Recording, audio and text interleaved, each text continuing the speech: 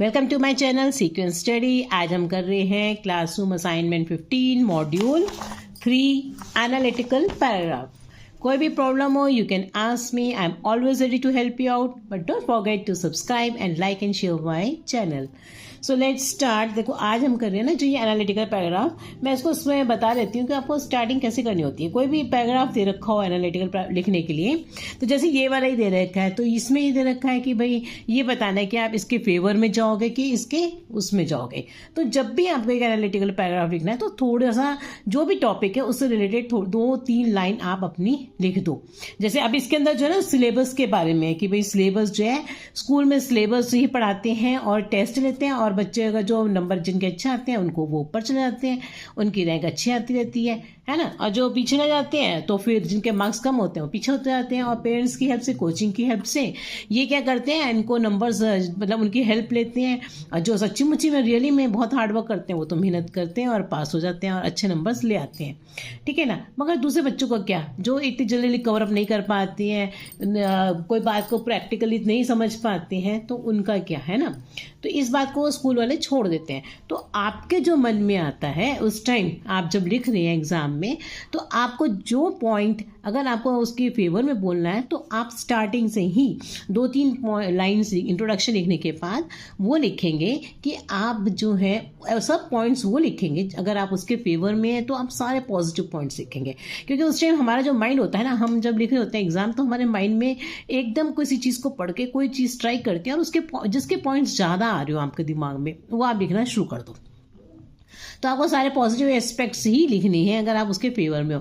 और अगर आपको उसको इसके अगर फेवर में नहीं जाना चाहते हो तो फटाफट से नेगेटिव पॉइंट्स अपने दिमाग में लाओ और लिख दो।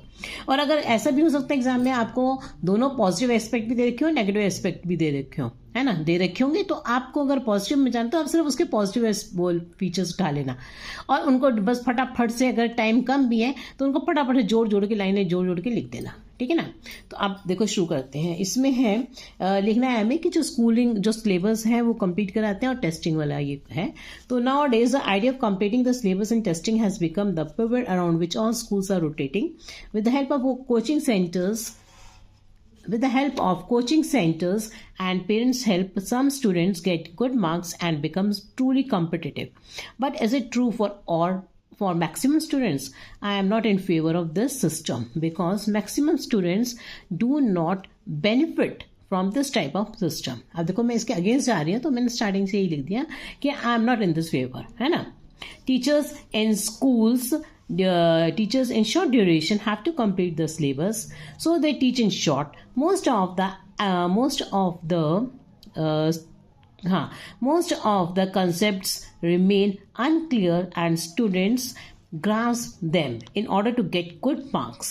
You must have seen some students who get first position in school are not always successful because they lack the practical knowledge. Some students who do not get good marks in school become successful in their life. कहते हैं ना, आप जैसे भी 2 IAS का चल रहा था, एक लड़का एक लड़की, जो क्या कहते हैं एक ने जो 12th फेल हो गया तो वो जो है बिल्कुल IAS ऑफिसर बन गया। तो ऐसा नहीं है कि जो भैया जो फर्स्ट ईयर आ रहा है वो हमेशा सक्सेसफुल होगा, है ना। तो क्योंकि जिसको मतलब माइंड किसी का प्रैक्टिकल में ज़्यादा माइंड काम करता है, कोई रेक्टिफिकेशन कर लेता है। तो do not get good marks in school because become successful in their life. Schools were started to impart knowledge, develop discipline, moral values and make students good citizens. But in the system, some students feel education to be burden. They come in stress. They take to cheating in exams, bunk classes, which all is not good for their development. So steps should be taken which will lead to the overall development of students, which is possible by changing the view of school. ये view change होगा schools का कि भैया पढ़ाते नहीं जाना, syllabus ही नहीं खत्म कराते जाना, इनको कुछ नॉलेज भी देनी है कि उन्हें समझ में आया नहीं है, प्रैक्टिकल जो है थ्योरी देनी है। अब देखो ये वाला आपको मैं दूसरा वाला बता रही हूँ, क्लासरूम असाइनमेंट 16। इसमें क्या दे रखा है, पॉजिटिव भी दे रखे हैं, वीकनेसेस भी दे रखे हैं। तो आपको क्या करना है ना कि जब अगर आप इसके फेवर में जाना चाहते हो तो आप उसके सारे पॉजिटिव एस्पेक्ट्स उठा लो, है ना। और नेगेटिव में जाना चाहते हो तो सारी उसके नेगेटिव बातें ले लेना, ठीक है ना। पर स्टार्टिंग आपको थोड़ी सी देनी पड़ेगी, है ना, कि भाई शॉपिंग है तो शॉपिंग के बारे में थोड़ा सा तो बताना ही पड़ेगा। तो today the trend of shopping has almost changed. Few years back, people had only one option, shops in the market. But now with the emergence of malls, people have options. They can do shopping from shops or from malls. Here in Nivedita Saran is a working professional. So according to me, she should do shopping in malls as she has only Sundays for shopping. She can save time by shopping in malls because you can get everything in one place under one roof. Secondly, she can enjoy variety and can get discount on her purchase. If she has car, then she can easily park as there is parking facility. In malls, she can get branded and up-to-date items. As malls have centralized AC, she can do shopping comfortably. If she gets tired, she can enjoy refreshment in food courts and again do her purchasing.